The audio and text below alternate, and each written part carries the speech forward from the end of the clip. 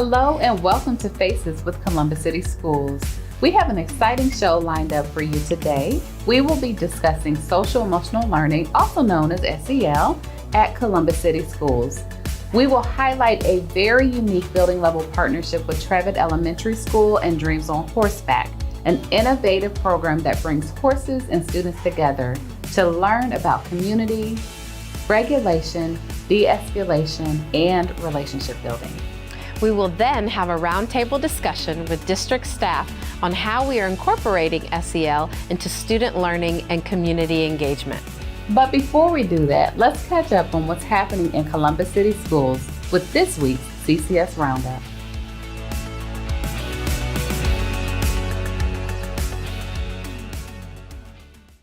Greetings and welcome to this week's highlights from across the district. Celebrating a 100-year milestone, Clinton Elementary School's 100-year celebration event was held on Saturday, February 10th. The gathering was a heartwarming confirmation of the school's rich history, with attendees expressing overwhelming pride and excitement. From commemorating past achievements to embracing future possibilities, the event exemplified the community spirit, dedication, and excellence that defines Clinton Elementary. Thank you to all of you who contributed to making this milestone celebration unforgettable. On Saturday, February 9th, CCS kicked off our Summer Opportunities and Engagement Fair hosted at the Columbus Metropolitan Library main branch and achieved remarkable success thanks to the incredible support from our partners, families, and community members. This collaborative effort assisted CCS families in discovering enriching summer activities for their children. Attendees explored information on summer camps, job opportunities, service hours, internships, and more. A huge shout out goes to our Family Engagement Department and the dedicated volunteers whose efforts ensured this overwhelming success of this event. Counting success, the Columbus Metropolitan Library main branch hosted the CCS Elementary Math Showcase on Tuesday, February 13th, with the middle school showcase taking place on February 15th. Students showcased their mathematical pizzazz throughout both events in an epic display of talent and skill. Thank you to all the participants, teachers, and coaches who made this event a math-tastic success.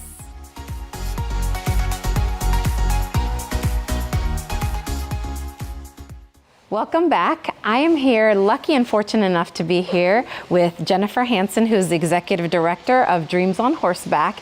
And today we are here on this beautiful property on this great fall day, beautiful horses, and we get to hear a little bit about the program that our school, Trevitt Elementary, gets to participate in. So Jennifer, please talk to us a little bit about the mission and purpose of Dreams on Horseback. Sure. Well, thank you for being here, Garima. I really appreciate it.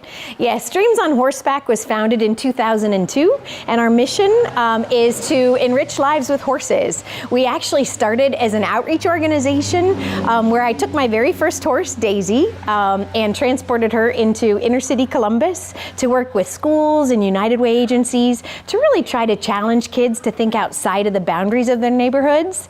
And then we were really fortunate to be able to build this facility here on the east side of Columbus in order to invite people to come and get to enjoy these incredible horses in a little more natural environment.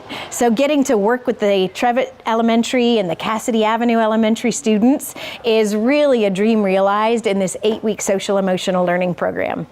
And I'm so glad you mentioned social emotional learning. There's a lot of misconceptions about that word, that terminology, and in education we tend to talk about reading, writing, arithmetic, but talk to us a little bit about how this equine program can enhance children's academics. Sure. There seems like such such a community need right now where students are really struggling getting back in a traditional classroom and being willing and ready to listen to the lessons in class.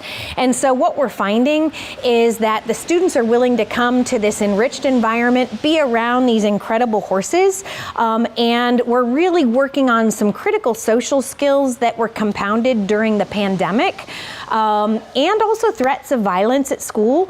And so what we're able to do at this center is the students can work alongside of these horses, which so many people say, why horses? What's the magic?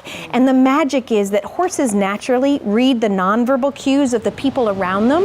They react to some of the cues that you may or may not even be aware that might be getting in your way, maybe frustration or anxiety, things like that.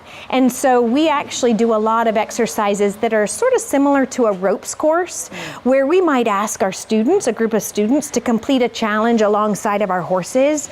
And the horses are reacting to kind of any emotions that those students are feeling. And then our staff can coach the students through things like, how do you communicate with your peers? Or how do you resolve a situation when you get frustrated? And because they're working with these horses, the students are willing to listen to some of those lessons that they might not otherwise listen to. And then that can help get them back in the mindset to be ready to listen in the classroom, or be ready to be able to work through conflict at home when otherwise they might be getting in trouble. Yeah, that sounds like a very enriching program. I heard you mention 8 weeks, right, Yes. that the students go through. Today I was able to witness some students on a horse, but that's not how they start off, right? So talk to me a little bit about how, just from the very beginning to now riding a horse, what kinds of things do they practice with their instructors? Sure. Yeah, one of the most powerful things that we do is really just the interaction and the relationship with the horses. And so the students start with being safe around horses. They learn how horses communicate, because they might not care about how somebody at school communicates, but they're willing to kind of be aware of, how does a horse communicate? What do we watch for to see how a horse is thinking or feeling, and how to respond to that? So we actually start on the ground working with the horses. They'll learn how to groom the horses. They lead them. And probably most importantly, what we do are these ground exercises, where we might ask students to complete a challenge alongside of the horse, and then we can work through and some of those interpersonal dynamics that they might be struggling with. Of course, everybody always thinks about riding with horses, so that's kind of the icing on the cake. But really, it's all about kind of being your best person and practicing those skills alongside of the horses. Yeah. A lot of great interpersonal skills, and I hear you saying oftentimes the horses are like mirrors for the students. And so on a personal note, you have this beautiful horse with us. Tell us a little bit about this horse and its name. Sure, this is Charm, and Charm is actually owned by a private owner up in the Cleveland area. Charm is a halflinger, so she's in the draft horse family, but she's not very tall, which makes her really excellent when we have therapeutic riding. We work with a lot of students who might have physical or cognitive challenges, and so in our therapeutic riding program, we are able to work with those students, but they're not so tall, high up off the ground. Charm is a lovely girl. She's about 18 years old, and it's pretty hard to find horses who are so quiet and have such a great temperament to work around whatever we ask of them. You might see Charm getting brushed, but we also might paint her. She is okay with wheelchairs around, so she's a pretty extraordinary animal.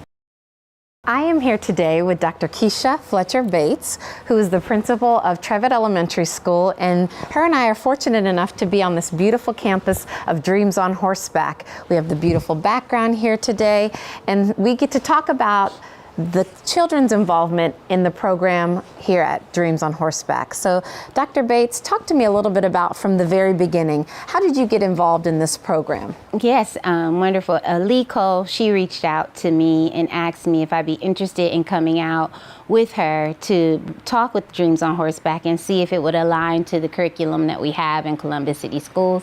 And that opportunity just really festered into a wonderful alignment with what we do with the Castle framework here in social emotional learning, and meeting the Dreams team and reviewing some of their lessons and lots of conversations. But that's how we got started. And I heard you mention Castle and alignment to academics. I think you and I both know sometimes social emotional learning gets a bad rap. And so talk to me a little bit about how the social emotional learning aspect really aligns to the academics and what students are later on able to do. Oh, wow. Well, so, self-responsibility, social awareness, self-awareness, decision-making, all of the key components in the world of work and vocational studies. So it's a combination of building upon the skills that you need in the work, like following directions, also the emotional and the cognitive things that happen with the children learning how to care for and groom a horse. The students get exposure to things that they have fears. And so that fear that you may encounter in any point in life, the apprehensiveness, this big 2,000-pound animal, and to see my students in the 5th grade, this is their last sessions of 8 this month, and they actually have no more fears. So breaking the culture of fear, and that we release fear through gaining knowledge, is something that they teach at Dreams. That is a skill that has far-reaching ramifications greater than this experience if the students continue with that. And so it sounds like you're definitely a proponent of the program and the skills that they transfer really into life. Absolutely. A lot of leadership there. And so student became the teacher in your case. And I saw you get on the horse earlier. Talk to me about what that was like, your first time. Yeah, it was exciting. This particular horse is 2,000 pounds. And when I took my foot over the top, and I struggled a little to get it in the strap, and one of this kids said, you got it, Dr. Bates, you're doing good, and they were encouraging me to continue. And then my student who was leading the horse, and he was riding in front of me, I was tailing him using the directions that he had given me on how to maneuver through this path. The students actually created their own paths.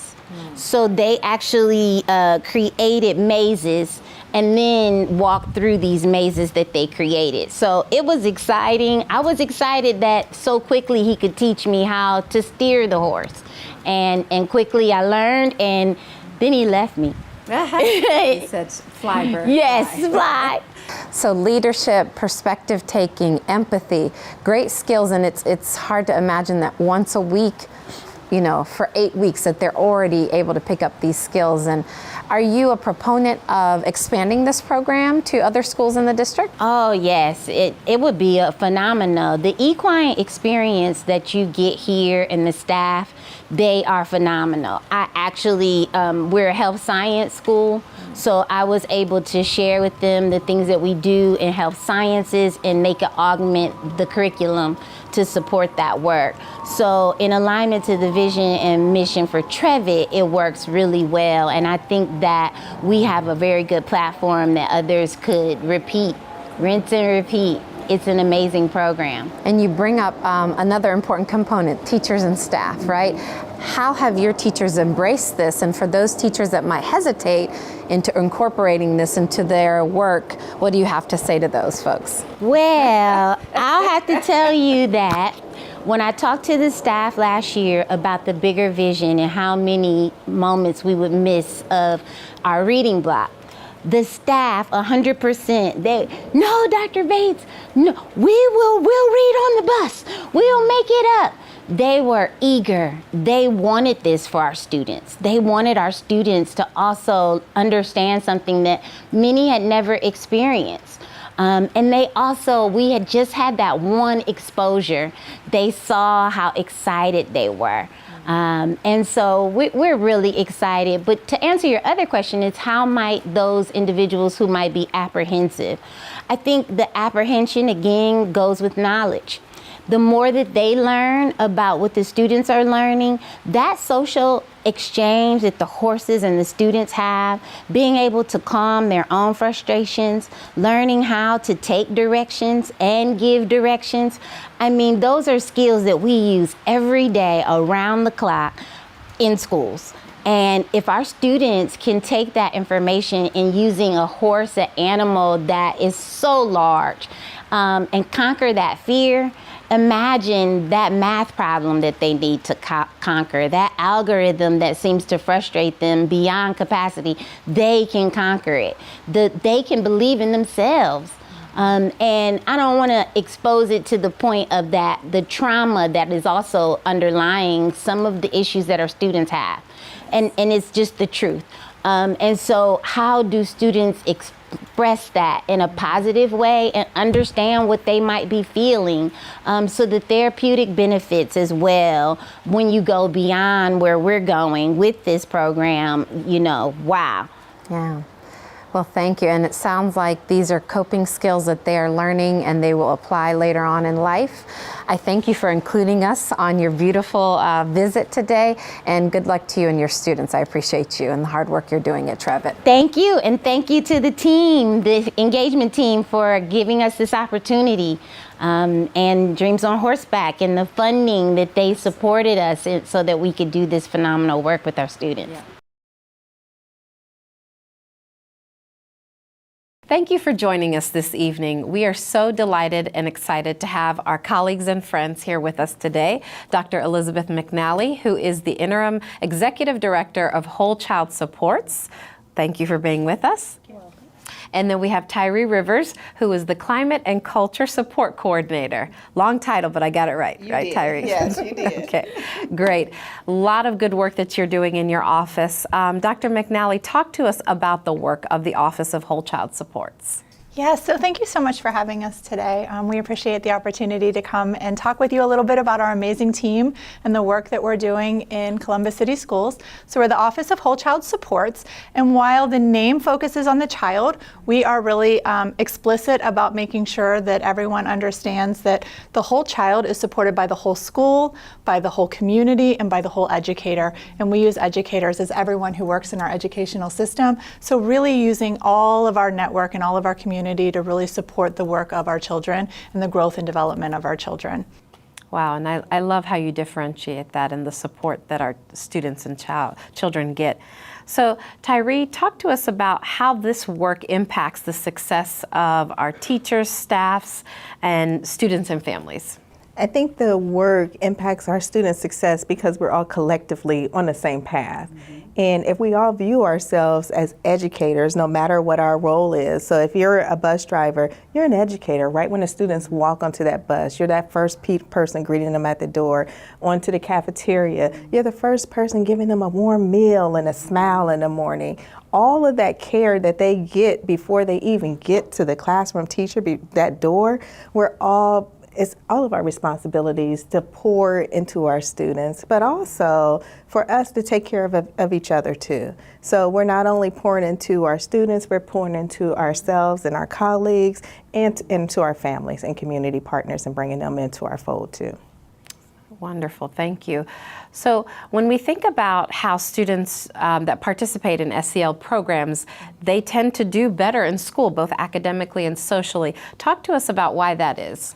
So social emotional learning is so important. It's important for our little people, it's important for our big people and our grown-ups.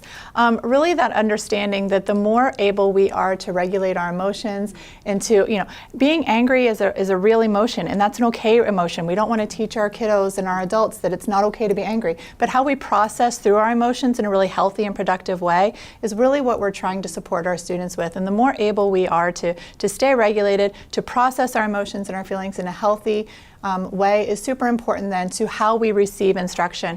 We know that we have to stay regulated, that we have to be calm, and when we're calm and regulated and joyful, right, that's when we're really able to retain our learning and understand our learning and be able to pull it out of our long-term memory later when we need it. So those are really the things that we're focusing on with our teams is how do we help our grown-ups and our little people stay calm, stay regulated, stay joyful about their learning experiences.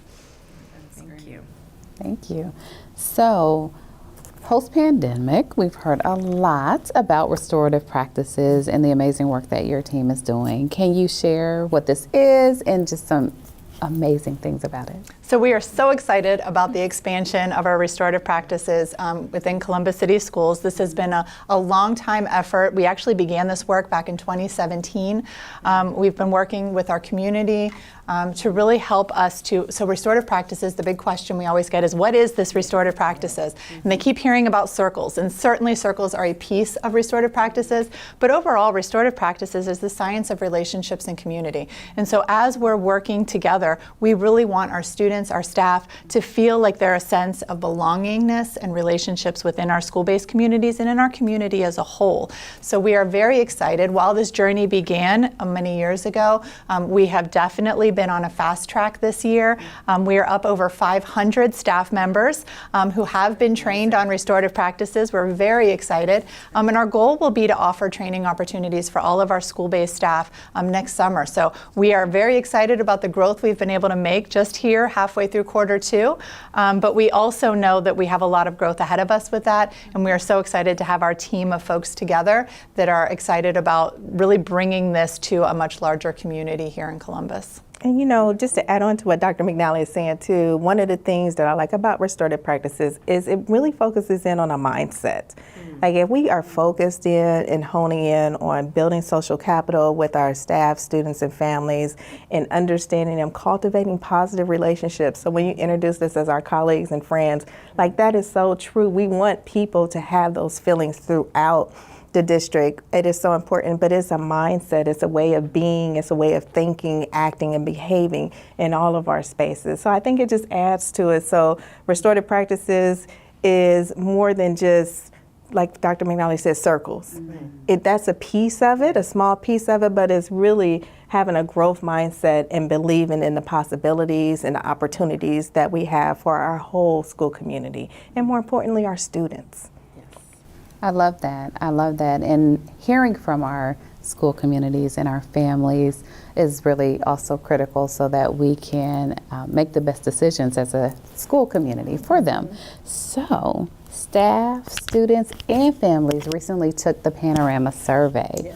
Why is this so important? Oh my goodness, Panorama to me, it is a social emotional survey and it's measuring well-being. But what I like about the survey that's kind of unique and different from others is it's that voice. It's the parents' voice. It's the students' voice. It's staff members' voices. Like we have a moment in time. We only have 2 administrations, fall and spring, and it's for them to say and express how they feel. And that's sometimes we don't get to hear that voice. So one of the things that it provides is equity of voice. Like all of your voices are invited into this space. It is valuable, it is important. We look at the data, we respond to it. Like we really want to be intentional, and it adds to our other action steps. It adds to other things that we might want to collect. So we can look at the academic. And so when you think about the whole child, it's that academic side, but it's also that behavior and emotional side too, and social. And this helps to capture some of that. And the same thing for our adults too. So that's one thing that I really appreciate about the survey. And I encourage everyone, if you have it, take it. It only takes like 10 to 12 minutes out of your day, out of your time, and we do look at that information to help drive some important decisions and supports around how we want to, support and nurture our community.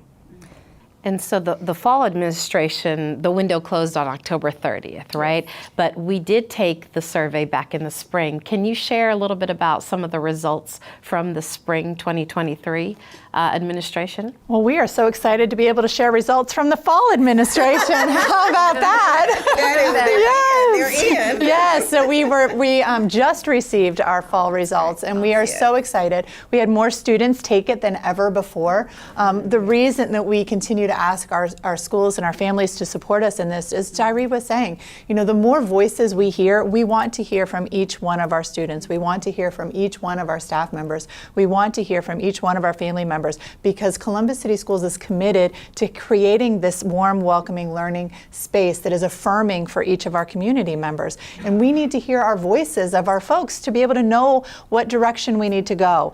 And while we certainly love it when 30 and 40% of our students participate together, get up over 70% has been really special for us, because now we can look at that data and say, what intentional shifts do we need to make because this is how our students are feeling? Or what do our students need us to do differently to better meet their needs? But also, as Tyree was saying, it's about our students, but we also know, how can we pour into our educators? How can we say, this is what our educators need from us, and really create those intentional strategies to support the educators and see that taking the survey is super important, and we are listening, and we are hearing, and we are taking action steps to make changes for our community.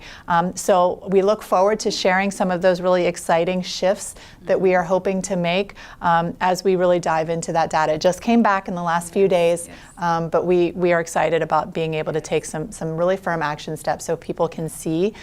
We heard from 3,500 family members, and we love that, and we look forward to the spring administration, where we're hoping we'll hear from even more. Yeah. And you did talk a little bit about how some of the results are used, but could you share with the families? Because again, I think that's one area where we can do better, is really explaining, like, this is how we are using these results. So can you share a couple of just explicit ways that some buildings might use their data? So we're hopeful that in the next few weeks, you'll see many of our schools get the weekly newsletters. Our family ambassadors support us with that. Some of our administration supports us with that. And we're hoping that they'll start sharing some of those data, some of the data they're receiving with them. They might say, these are the glows that we've heard. These are the things that we know we're doing well. These are some areas of opportunity for us and what we need to look at a little bit more closely. Some of the things that we might look at, one of our areas of questions is about the growth mindset of our students. And so oftentimes, how do we foster a growth mindset with our students? How do we help our students to understand that, yes, sometimes things are hard, and that's okay to encounter these hard things in class, but how we stick with it, how we persevere, how we work hard when things get hard is really what we're trying to help our students better understand how to do and how to work toward. So those are some of the strategies that we're hoping you'll start to see, hear from your students when they come home and we ask, how was your day? These are some of the things we're hoping to hear. And then another piece too, that we survey all stakeholders across, like stakeholders meaning our community, our families, our students and staff, a sense of belonging. Yes. And our big initiative in our office is restorative practices and creating healthy, nurturing communities. So that data within itself, being able to look at that, and Panorama has a wealth of strategies. Mm-hmm. So it not only just measures, we have a playbook. And the playbook has a lot of things and strategies that we can actually pull out and use and share and say, hey, let's try implementing this to see if this can help make sure that everyone feels included. I like to say, we want to create safe, brave, and smart places for everyone in our community. And when we look at those strategies and look at the data and what it's telling us, then we want to use those things. So we're not just aimlessly trying things, we're trying some evidence-based research strategies that from multiple sources. Panorama just happens to be one, but to support things like growth mindset and sense of belonging. You've heard it throughout the year, intentional practices, remarkable results. Exactly. This is just another way that we are really trying to have those intentional database practices to get to those remarkable results. So one of the most powerful things in closing that you said that is a cross-section with the work that we do in family engagement is that the work of whole child supports, it doesn't rest on just one person's shoulders, just like family engagement. It's the work of the whole district. So we, as your colleagues, we thank you for sitting with us today and doing the good work for the students and the families. Thank you. Thank you for tuning into Faces, the show that gives you access to all points Columbus and Columbus City Schools. From our district departments to our community partners, we are bringing our families and community together for a conversation to discover what connects us all, the joy of learning. Remember, be courageous. Be yourself. Be the light you wish to see.